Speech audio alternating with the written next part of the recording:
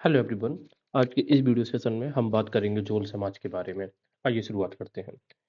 जैसे कि आपने देखा होगा कि उत्तर भारत में जो सोसाइटी थी वो 4 वर्णों में विभाजित हुआ करती थी और वो 4 वर्ण कौन-कौन से थे? सबसे पहले थे ब्राह्मण, फिर क्षत्रिय, वैश्य और जनशूद्र। लेकिन दक्षिण भारत में इस प्रकार की सोसाइटी हमें देखने को नहीं मिलती है। दक्षिण भारत में जो सोसाइटी थी ये सिर्फ़ 2 पार्ट्स में डिवाइड होती है। या तो ब्राह्मण्स में डिवाइड हो जाती है या फिर नॉन ब्राह्मण्स में। या तो लोग ब्राह्मण हैं या फिर नॉन ब्राह्मण्स हैं। और यही कारण है कि जनरली जब आप चोल समाज में या चोल साम्राज्य में जब गाँवों के आदान-प्रदान की बात करते हो कि गाँव जब लोगों को दान दिए जाते थे, तो आपने इस तरीके के वर्ड ज़्यादा सुने हैं अग्रहार और ब्रह्मदेय, जो ब्राह्मणों को दान दिया जाता था। या फिर आपने दूसरे इस तरीके के गाँव सुने हैं जैसे कि वेलन बगाई। वेलन बगाई इस प्रकार के गाँव होते थे, लैंड होता था, भूमि होती थी, तो नॉन ब्राह्मण पीजेंट्स यानी कि कृषकों को दी जाती थी। तो ओवरऑल हम ये कह सकते हैं कि चोल साम्राज्य में जो अ,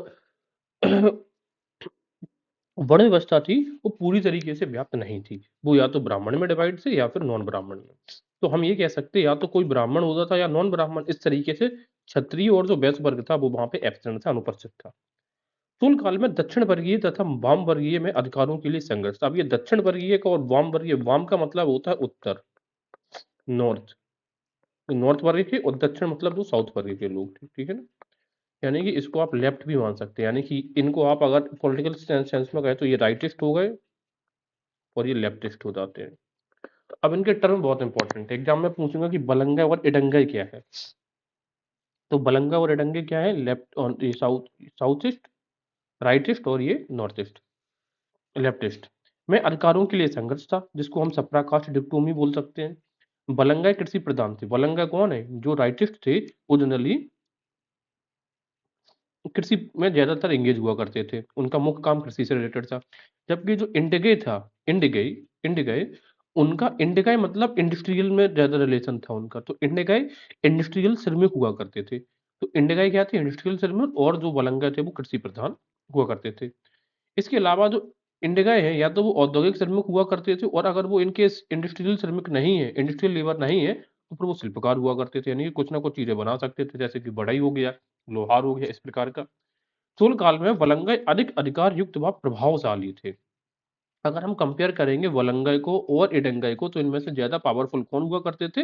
वलंगई, क्योंकि ये कृषक थे। वेल्लाल शूद्र कृषक थे, लेकिन ये बड़े स्वामी। वेल्लाल सीधी सी बात है, वहां से वेल्लाल, वहां से बड़े भूस्वामी थे।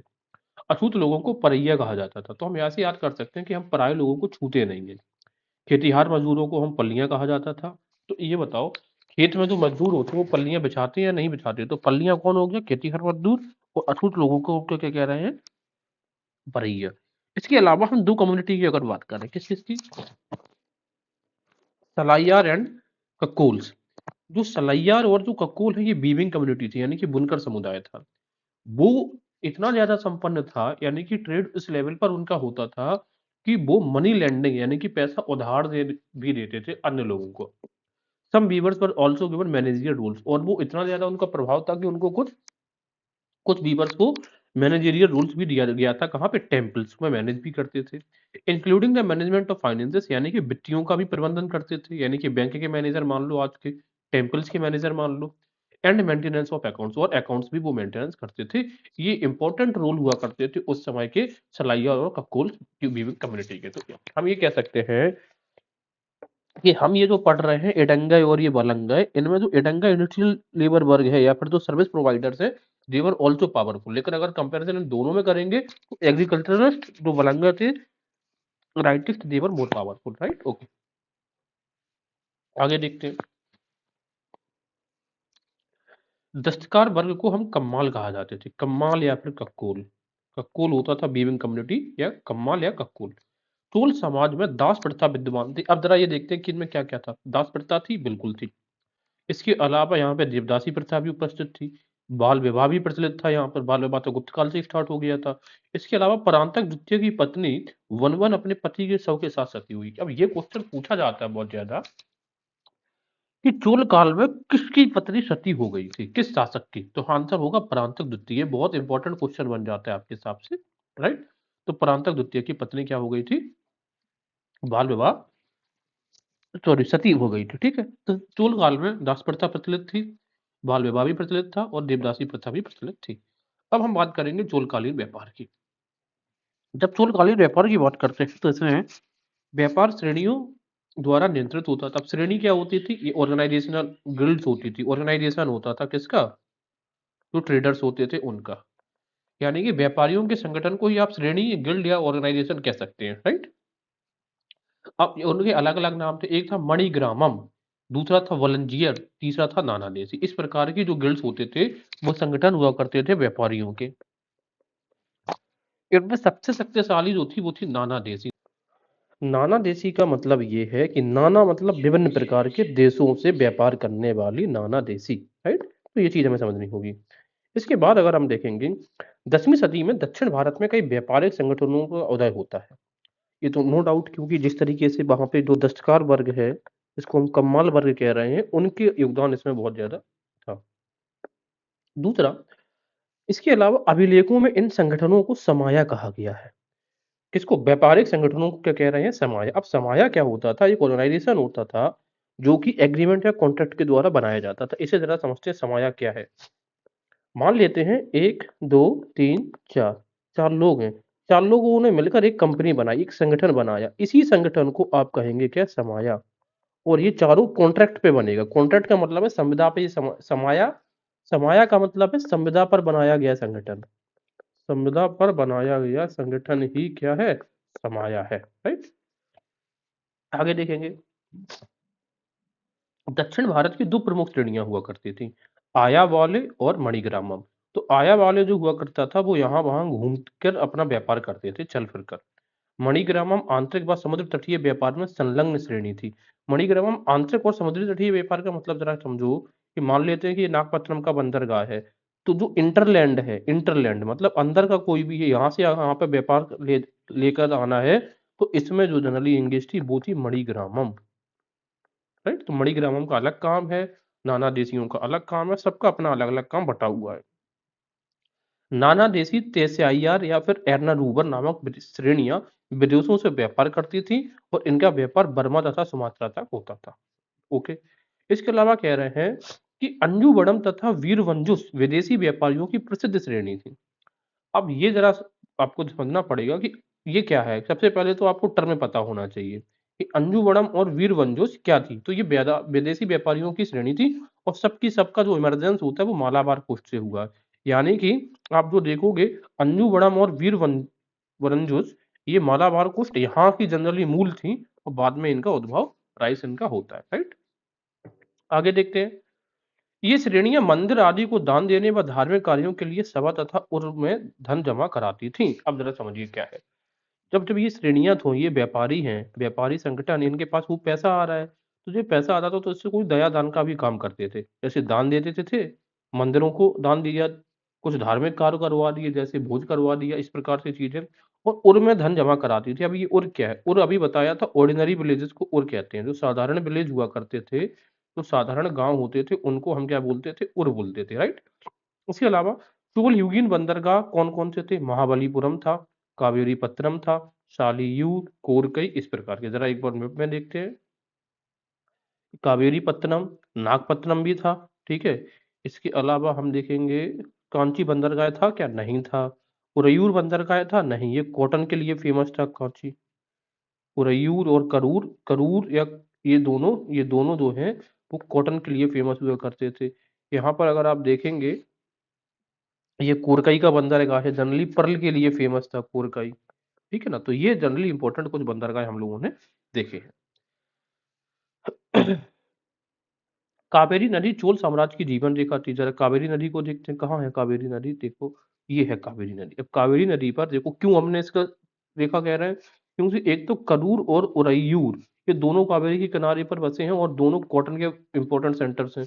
इसके अलावा सबसे इंपॉर्टेंट चीज है व्यापार के लिए जो आपको चाहिए, ट्रेड, ट्रेड के लिए चाहिए पोर्ट्स। तो वो दो इंपॉर्टेंट पोर्ट, दैट इज कावेरियम पत्तनम और नागपत्तनम। Both are located on the banks of the Kaveri. That's why the Kaveri is called the lifeline of the Chola administration or the Chola Empire in terms of economy. आगे देखते हैं। कांचीपुरम प्रमुख कपास उत्पादक क्षेत्र था। अब देखो, ये जरा आपको समझना पड़ेगा कि कांचीपुरम की अगर हम बात करेंगे तो कांचीपुरम कहाँ पे है? ये। अब कांची को अगर आप देखोगे तो ये भी पलार नदी के किनारे पर स्थित है। देखो मैं आपको समझा ये दे रहा हूँ, ये साउथ पेन्नई है, नदियों का पहले क्रम संगो। ये जो इलाका है, ये एक प्लेट्यू और हिल एरियाज है, ठीक है। यहाँ से अगर आप देखोगे, इस साइड से निकलती है एक रिवर जिसको बोलते हैं पेन्नार रिवर, फिर बीच में निकलती है पलार रिवर, और दक्षिण से निकलती है साउथ पेन्नार। ये पेन्नई नहीं है, पेन्नार है। इसी का दूसरा नाम है पूर्नियार रिवर। पेन्नार, इसको साउथ पेन्नार या पूर्नियार बोलते हैं, बीच में पलार। तो पलार नदी के किनारे पर ही कांची स्थित होता है, और ये भी कॉटन के लिए बहुत फेमस था। तो कासे कांची, कासे कॉटन, करूर, उरैयूर, ये सब कॉटन यहाँ पे बहुत अधिक प्रोडक्शन इनका हो रहा था। आगे देखेंगे, कुड़मुक्कू क्षेत्र पान पत्ता एवं सुपारी की उन्नत फसल का उत्पादक क्षेत्र था। कौन सा क्षेत्र था? कुड़मुक्कू। एरीभट्ट व्यक्तिगत दान था जो सिंचाई की व्यवस्थित अच्छा ये छोड़ो, अभी नहीं, अभी हम ये नहीं देखते हैं। अभी हम यहाँ तक देखें कि कांचीपुरम प्रमुख कपास उत्पादक क्षेत्र था। अब जरा अगर आप देखेंगे कि ये क्या चीज है, ये कह रहा है कि Chola Kings promoted trade in various ways. अगर हम बात करें कि चोल किंग्स ने कैसे कैसे करके ट्रेड प्रमोट किया है, तो उसके कई सारे तरीके थे। एक तरीका है कि उन्होंने एरी वीर पत्तन की स्थापना करी। किसकी स्थापना करी? इसको हिंदी में लिखता हूँ, एरी वीर पत्तन। एरी वीर पत्तन क्या होती थी कि these were protected mercantile towns which emerged as important centres of trade. ये एक विशेष प्रकार के शहर होते थे जो स्पेशली मर्केंटाइल एक्टिविटीज के लिए बनाए गए थे। जैसे कि आज के टाइम पे आप स्पेशल इकोनॉमिक जोन का निर्माण करते हैं, 2005 का इंडिया जो एक्ट है, उसी प्रकार से ये था एरी वीर पत्तन। यहाँ पे मर्चेंट रहते थे। यहाँ पे जो प्रोडक्शन हो, मतलब जो प्रोडक्शन के अलावा यहाँ पे जो व्यापार होता था, उनमें छूट दी जाती थी, डिस्काउंट दिया जाता था, और एक्सपोर्ट को प्रमोट किया जाता था। तो एक तो तरीका चोल्स के द्वारा प्रमोट करने का, ट्रेड का, यही था कि उन्होंने एडी बीर पत्तन की स्थापना करी थी। इसका मेंशन उन्होंने हाँ, यहाँ पे कहीं पे दिया था, आई थिंक सो, हाँ, ये कि वीरपत्तन व्यापारियों की बस्तियां होती थी जहां व्यापारी स्थानीय शासन व केंद्र सरकार की मंजूरी से व्यापार के मामलों में विशेष अधिकार का प्रयोग करते थे। यानी कि इस एरिया में जो भी रहता था उसको प्रिविलेज प्राप्त था। अभी बस इतना है कि ये आर्या में दिया गया है, और जबकि ये जो टेक्स्ट मैंने निकाला है, ये आपको निकाला है एनसीईआरटी एंड उससे उनसे उपेंद्र सिंह से। इसके अलावा कहेंगे, अच्छा, पहला तरीका तो हो गया कि एरी बीर पत्तन एस्टेब्लिश किए, स्पेशल मर्केंटाइल कॉलोनीज होती थी और इनमें लोगों को प्रिविलेज दिया जाता था। दूसरा ये है कि चोल, कुछ ऐसे चोल शासक थे जिन्होंने मिलिट्री एक्सपीडिशन श्रीलंका भी भेजे, जिससे कि श्रीलंका, उनका व्यापार बहुत ज्यादा क्या होगा, सुगम हो पाए। श्रीलंका के अलावा उन्होंने जो मलक्कन पेनिनसुला है वहां पे भी भेजे, मलेशियन पेनिनसुला में, इंडोनेशिया आइलैंड्स पे भी उन्होंने अपने क्या भेजे, मिलिट्री एक्सपीडिशन भेजो, जिससे कि वहां के ट्रेड को कंट्रोल किया जा सके। मैं आपको समझा रहा हूँ कि ये सब क्या कहना चाहते हैं। अब ये वाला एरिया देखो, वो ये कह रहे हैं कि कुछ लोगों ने यहाँ पर इस एरिया में अपने मिलिट्री एक्सपीडिशन भेजी। अब मिलिट्री एक्सपीडिशन की अगर हम बात करेंगे तो उनमें से जो सबसे मुख्य नाम आते हैं, वो पहला नाम आता है राजराज का। कि राजराज चोल पहला शासक था जिसने 1015 में चाइना में पहला एक दूत मंडल भेजा था, व्यापारिक दृष्टिकोण से। इसके अलावा अगर आप देखोगे, राजराज के अलावा दूसरा शासक था, उसका नाम था राजेंद्र फर्स्ट। राजेंद्र फर्स्ट ने 2 दूत मंडल भेजे थे, कहाँ पे? चाइना में। इसके अलावा आएगा कुलोतुंग। कुलोतुंग ने तो एक नहीं, दो नहीं, 72 व्यापारियों का एक दूत मंडल भेजा था चाइना में। तो इस प्रकार से अगर देखेंगे, एक ये, एक, दो, तीन, और एक ये, 4, टोटल 4 दूत मंडल व्यापारिक दृष्टिकोण से चोल शासकों ने चाइना में भेजे थे। 1077 में ये भेजा था किसने? ये भेजा था आपका कुलोतुंग ने, 72 लोगों का। इसके अलावा ये चीज हमने डिस्कस कर लिया, ठीक है, और इसके अलावा पोर्ट्स भी डिस्कस कर लिए हमने, ये भी डिस्कस। अच्छा, अब यहाँ पर अगर आप देखोगे, एक अभी हमने टर्म देखा था अय्या बोले। अय्या बोले के बारे में हमने अगर देखा था, ये आया वाले, तो इनके बारे में जरा पढ़ते हैं कि आया वाले और द 500, इनको कभी कभार 5 शतकीय भी कहते थे, पंच शतकीय, ठीक है। एन इंस्क्रिप्शन मीनिंग द अय्या बोले वॉज फाउंडेड पडविया इन श्रीलंका। वो कह रहे हैं कि एक इंस्क्रिप्शन हमें श्रीलंका से मिला है जिसमें कि एक नाम अंकित है, Padaviya. A 1088 C inscription of Ayyavole was found at Lobu Tua in Sumatra. एक इंस्क्रिप्शन हमें श्रीलंका से भी मिला है जिसमें अयाबोले का मेंशन हो, एक हमें सुमात्रा से भी मिला है। इसके अलावा वो कह रहे हैं कि मणिग्रामम की बात क्या कर रहे हैं। मणिग्रामम अभी हमने क्या पढ़ा था, मणिग्रामम का जो मुख्य काम था, आंतरिक व सामुद्रिक तटीय व्यापार में संलग्न श्रेणियां थी। यानी कि अगर अभी बता के आए हो कि इंटरनल जो लोकेशंस होती थी, टाउन्स होते थे, वहां से किसी भी सामान को कहाँ तक लेके आना, तट तक यानी कि पोर्ट तक लेकर आ रहा हूँ, पोर्ट से इंटीरियर पार्ट्स में लेके जाना, ये मेन काम था मणिग्रामम का। तो चलिए मणिग्रामम के बारे में कुछ और पढ़ते हैं। Manigramam established a base at Takua in Thailand. Manigramam ने अपना एक बेस कहाँ पे बना लिया था? तकुओ इन थाईलैंड में।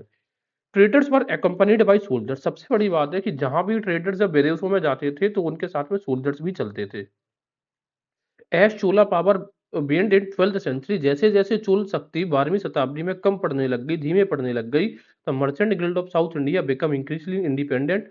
और जैसे देखो चोल की शक्ति कम हो रही थी तो साउथ इंडिया के जो गिल्ड थे उनकी पावर बढ़ रही थी और वो ज़्यादा इंडिपेंडेंट हो गए। और अब उनकी निर्भरता रॉयल सपोर्ट पर कम रह गई, यानी कि चोल शासकों के ऊपर उनकी निर्भरता कम हो गई। अब वो इंडिपेंडेंट हो गए थे, अपनी ये तो नहीं कह सकते कि पूरी तरीके से मनमानी चला रहे थे, लेकिन हाँ, स्वतंत्र ज़रूर पूरी तरीके से हो गए थे। राइट। दूसरी चीज़ हमें ये भी देखनी है कि जेसी वेल ल्यूट्स ने एक थ्योरी दी थी इंडिया साउथ ईस्ट एशिया का जो व्यापार हुआ था, तो ये जब कहा गया कि भई इंडिया और साउथ ईस्ट एशिया का व्यापार बहुत ज़्यादा बढ़-चढ़ कर होता था, तो जेसी वेल ल्यू ने एक थ्योरी दी कि नहीं, जो दक्षिण भारत में जो ट्रेडर्स थे, वो स्मॉल टाइम के लिए व्यापार करते थे, यानी कि स्मॉल टाइम ट्रेडर्स थे, ये कंप्लीट ट्रेडर्स नहीं थे। तो इनकी थ्योरी का कॉन्ट्रडिक्शन यानी कि इनकी थ्योरी जुटला दी जाती है किस बात से? जो एविडेंस हमें मिलता है कि दक्षिण भारत में पावरफुल गिल्ड्स हुआ करते थे, जैसे कि आया बोले, मणिग्रामम और अंजुमन्नम। तो कहने का मतलब ये है कि जब हमें इतनी पावरफुल गिल्ड्स हमें दिखाई देते हैं, तो इन गिल्ड्स का निर्माण तभी हुआ होगा कि जब लोग एग्रेसिवली ट्रेड में एंगेज हुआ करते थे। तो इस तरीके से जेसी वॉन ल्यूट्स का जो मत था कि नहीं, यहाँ पे लोग तो बस स्मॉल टाइम ट्रेडर्स हुआ करते थे, इन गिल्ड्स की वजह से इनको झुठला दिया जा सकता है। तो ये चीज़ हमने डिस्कस कर ली। तो आइए अब हम वापस आते हैं। तो अभी हमने देखा जो करूर है, अभी हमने इससे पहले क्या देखा था कि करूर है, उरैयूर है, इवन जो कांची है जो कि पलार नदी के किनारे पर स्थित है, ये जनरली इंपॉर्टेंट सेंटर्स हुआ करते थे फॉर द ट्रेड प्रोडक्शन। अब आगे कुछ चीजें देखते हैं क्या होगा। कुडमुख क्षेत्र पान पत्ता एवं सुपारी की उन्नत फसल का उत्पादक क्षेत्र था। ओके। एरीभट्ट व्यक्तिगत दान था जो सिंचाई की व्यवस्थाओं हेतु दिया जाता था, जिससे तालाबों की मरम्मत तथा देखरेख होती थी। एरीभट्ट, जब भी कभी एरी वर्ड आ जाएगा मान लो चोल काल में, तो यहाँ पानी से रिलेटेड है। एरी का मतलब मान लेते हैं इरिगेशन के लिए दिया जाने वाला कर, क्योंकि एक व्यक्तिगत का मतलब एक व्यक्ति से लिया जाता था, सामूहिक रूप से नहीं। और इनका जो सिंचाई व्यवस्था का जनरली जो काम है वो करवाती थी ग्राम सभा। जनरली कौन? ग्राम सभा, ना कि शासक। राजा नहीं करवा रहा था। चोल शासकों ने कोई बांध नहीं बनवाए, हालांकि विजयनगर लोग उन्होंने बांध बनवाए हैं, चोल शासकों ने कोई बांध नहीं बनवाया है। मार्को पोलो एवं बसाप कालीकट को भारतीय व्यापार का सबसे बड़ा गोदाम कहते हैं। किसको? अब कहते हैं कालीकट को। कालीकट बंदरगाह कहाँ पे है? केरला में। अभी लोकेशन देखते हैं। लेकिन कहता कौन है? मार्को पोलो इटालियन ट्रैवलर था और एक बसाप नाम का सॉरी फॉरेन ट्रैवलर्स आया था। अब कालीकट अगर आप कहीं पे देखोगे तो देखो, कालीकट समवेयर आपको यहाँ कहीं पे मिलेगा, ये एरिया है ना, क्योंकि ये जो नीलगिरी वाला एरिया है, वेस्टर्न घाट है, यहाँ से एक रिवर निकलती है, इसका बोलते हैं पेरियार रिवर। और पेरियार रिवर के किनारे पर ये मुंचरी, इसी को मुद्रिस का बंदरगाह कहते हैं। तो चीर के लिए बहुत इंपॉर्टेंट बंदरगाह हुआ करता था। और यहाँ से एक दूसरी विपरीत दिशा में ताम्री पानी यानी तम्राभरानी रिवर निकलती है और इसके किनारे पर स्थित होता है कोरकाई। कोरकाई जनरली पर्ल के लिए बहुत ज्यादा फेमस है, तो लोकेशंस भी हमें याद रखनी है। दूसरा बंदरगाह अगर हम देखेंगे, चेर के टाइम पर एक हुआ करता था टूंडिस, या जिसको टिंडिस भी बोलते हैं। तो चेर के टाइम के जो बंदरगाह हैं जैसे कि बलीटा, मुचरी और टूंडिस, ठीक है ना। अच्छा, अब टूंडिस तो ये है, लेकिन तुंडई नाडु ये याद रखना, ये इलाका है पलार रिवर के जो रीजन है, दक्षिण का इलाका है, वो तुंडई नाडु है। पलार के राइट हैंड साइड का इलाका, उसको हम बोलते हैं तुंडई नाडु। चलिए आगे देखेंगे। चोल काल में आयातित वस्तुओं में घोड़े सर्वाधिक महत्वपूर्ण हुआ करते थे। जो चीजें इंपोर्ट होती थी, इंपोर्ट में हमेशा हर टाइम पे घोड़े इंपॉर्टेंट थे। क्यों? क्योंकि यहाँ पे लड़ाई के लिए। लेकिन फिर भी मैंने आपको बताया है कि यहाँ पर रथ का हमें एब्सेंस मिलता है। चोल काल में जो आर्मी थी वहां पे रथ सवार जो आर्मी थी वो नहीं थी, क्योंकि ज्यादातर उन्होंने लड़ाई पानी में लड़ी है। घुमक्कड़ व्यापारियों के समूह को हम अय्या बोल कहते थे, ये हमने पढ़ा भी। श्रीलंका व दक्षिण भारत के मध्य मुक्त व्यापार का केंद्र केंटन का बंदरगाह हुआ करता था। यानी कि फ्री ट्रेड हुआ का एरिया हुआ करता था, कौन सा? केंटन का बंदरगाह। मालाबार क्षेत्र में उत्पादित काली मिर्च व सफेद मिर्च का निर्यात कुइलो बंदरगाह से किया जाता था। इसी तरह समझते हैं। मालाबार क्षेत्र कौन सा है? ये है। ठीक है। अब यहाँ पर आप देखोगे ये नीलगिरी वगैरह है, और ये आप देखोगे ये वाला जो एरिया है, ये अब ये वाला लोकेशन है 6 डिग्री 4 मिनट की है। ठीक है। और ये लगभग इक्वेटर के पास में स्थित है। तो जो एरिया इक्वेटर के पास में स्थित होता है वहां पे क्या है होता है? एवरग्रीन फॉरेस्ट होते हैं, क्योंकि यहाँ पे कंटिन्यू रेनफॉल होती है प्रतिदिन। तो जहाँ पर रेनफॉल होगी एवरग्रीन फॉरेस्ट होगा, तो जहाँ पर एवरग्रीन फॉरेस्ट डेवलप होंगे, वहीं पर आप देखेंगे कि जो मसाले होते हैं, उनका भी उत्पादन या उनको भी ग्रो किया जाता है या ग्रो होते हैं। तो यही जो एरिया है मालाबार का ये वाला, यहाँ पर मसाले उत्पादन होते हैं, तो काली मिर्च यहाँ पे बहुत इंपॉर्टेंट है, ठीक है? तो काली मिर्च यहाँ पे मालाबार के एरिया में, तमिलनाडु, ये नीलगिरी वाला एरिया आप ऐसे समझ लो। हाँ, और ये यहाँ पे जो सप्लाई होती थी काली मिर्च वो कहाँ से होती थी? क्विलो बंदरगाह से। तो कहाँ से काली मिर्च, कहाँ से? क्विलो बंदरगाह। चोलों द्वारा निर्यातित वस्तुओं में प्रमुख, अब वो आयात क्या करते थे, तो हमने अभी क्या देखा था कि वो आयात करते थे सर्वाधिक घोड़े, लेकिन निर्यात क्या करते थे, जो इनके यहाँ पे उत्पादन होगा ज्यादा। अब उत्पादन किस किस का होता था? मसाले का, अभी बताया यहाँ पे क्विलो बंदरगाह से। औषधियां यानी कि वो मेडिसिन, कच्चा माल और सूती वस्त्र। सूती वस्त्र के लिए कौन कौन से इलाके फेमस है? एक तो पलार रिवर के पास में बसा है कांची, उरैयूर, इस प्रकार के लोकेशन सूती वस्त्र के लिए फेमस थे। सूती वस्त्र उद्योग अत्यधिक विकसित अवस्था में था। इसका केंद्र कौन हुआ करता था? कालीकट। निर्यात योग्य नील का उत्पादन कहाँ से? त्रावणकोर से हमें मिलता था। कहाँ से? त्रावणकोर, वो केरल के रीजन है। मार्को पोलो के अनुसार चोल राज्य में उत्तम किस्म के नील तथा हाथी दंत उत्पन्न होते थे। हाथी दांत सीधी सी बात है, अगर आप देखोगे आज भी ये कर्नाटका केरला के रीजन में यहाँ पे बहुत सारे टाइगर रिजर्व और ये एलिफेंट रिजर्व है, तो यहाँ पे एलिफेंट होगा तो हाथी दांत भी होंगे। और नील का उत्पादन कहाँ से हो रहा था? नील का उत्पादन त्रावणकोर यानी कि केरल में उस समय नील उगाई जाती थी। बीरपत्तन हमने डिस्कस कर लिया था, आगे देखेंगे। फारस की खाड़ी स्थित सिराफ संपूर्ण विश्व की सबसे बड़ी व्यापारिक मंडी थी। अब जो सिराफ है वो कहाँ पे स्थित था? फारस की खाड़ी। अब ये जो फारस की खाड़ी है वो बता रहा हूँ कि देखो उसका लोकेशन ये होगा, ये अरब पेनिनसुला है, ये वाला एरिया आएगा और ये आपका आ जाता है इंडिया। तो ये फारस की खाड़ी है। ये यहाँ पर एक बंदरगाह हुआ करता था सिराप। ये संपूर्ण विश्व का क्या हुआ करता था? सबसे बड़ी व्यापारिक मंडी थी सिराप, सिराप मंडी। अब बात करते हैं कॉइन्स की। तो चोलकालीन अगर स्वर्ण सिक्कों की बात करेंगे, गोल्ड कॉइन्स की, तो उनको हम कलंजू कहते थे। क्या कहते थे? कलंजू। सोने एवं तांबे के सिक्कों को हम कासू कहते थे। कासू, ये तांबे का सिक्का। सोने के सिक्के को कन्नड़ क्षेत्र में, जो कर्नाटका का एरिया है, उसमें हम कहते थे पून या हून। ये हम विजयनगर साम्राज्य में भी यही पढ़ते हैं, पून या हून क्या थे? सोने के सिक्के थे। अगर कलंजू और कासू के अनुपात में बात करें तो अगर एक सिक्का कलंजू यानी कि सोने का बनता था, तो दो सिक्के कासू के बनते थे यानी कि तांबे के। चोल सिक्कों पर अगर हम बात करेंगे तो बाघ, मछली और धनुष का अंकन हुआ करता था, जो कि इनकी रिलीजियस जो आस्था थी उसको दर्शाता है।